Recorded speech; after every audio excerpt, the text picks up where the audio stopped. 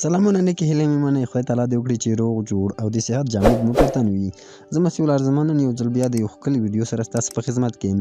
په نننۍ ویډیو کې غواړم تاسو ته دا وښایم چې موږ څنګه کولی شو خپل هیر شوی پاسورډ بیرته د فیسبوک ترلاسه کړو.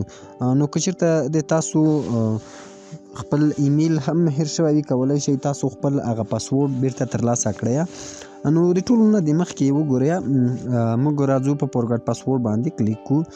نو دلته که چېرته تاسو خپل اکاونټ په یو موبایل نمبر باندې جوړ کړی وي او تاسو صرف دلته خپل هغه نمبر ورکړئ چې تاسو خپل اکاونټ مخکې فیسبوک اکاونټ په هغې باندې جوړ کړی و، او که چېرته تاسو غواړئ چې په ایمیل باندې جوړ کړی وي، صرف تاسو کولی شئ په دغه لاندې کوم چې مشتدي سرچ بای یور فون نمبر او همدغه ډول سرچ بای یور فون نمبر او همدغه ډول په ایمیل یا په نوم باندې غواړئ را پیدا یې کړئ، کولی شئ دلته یې را سرچ کړئ.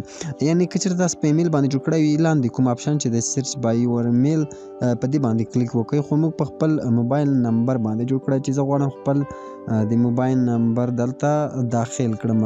سمه ده. نو وګورئ، کله چې موږ خپل موبایل نمبر دلته داخل کړله، موږ ته په اتوماتیک ډول سره زموږ هغه آی ډي راځي دلته، چې وروسته زموږ موبایل ته یو کوډ راځي. سمه ده. زه کنټینیو باندې کلیک کوم. موږ ته یو کوډ راځي چې موږ هغه کوډ وګورئ. په دې باندې زه کلیک کوم چې موږ ته په دویم ځلي هغه کوډ راشي. کنټینیو باندې کلیک وو. انټر د فیسبوک کوډ دی. سمه ده چې موږ ته د مسیج د طریقه دلته راغلی دی. زه اوس غواړم هغه کوډ دلته را کاپي کړم. په دغه ډول سره وګورئ، دغه کوم کوډ چې دی، صرف زه غواړم دغه کوډ دلته را کافي کړم. اوکې، کافي، او دلته یې پیسټ کوم ورته. دغه کوډ موږ ته د فیسبوک له طریقه راغلی دی. سمه ده. وګورئ، دلته موږ ته راغلی دی چې انټر ا نیو پاسورډ. دلته تاسو کولی شئ خپل نوی پاسورډ ورکړئ، یعنې هغه پاسورډ چې د تاسو له یاده وتلی هغه نه. تاسو کولی شئ یو نوی پاسورډ دلته ورته جوړ کړئ. نو زه یو نوی پاسورډ دلته ورته جوړوم.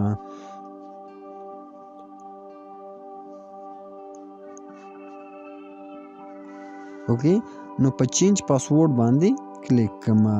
وګورئ، موږ ته به په دې سره یو نوی اکاونټ چې زموږ هغه فیسبوک اکاونټ و، هغه زموږ له لاسه تللی و. موږ خپل اکاونټ بیرته ترلاسه کړله.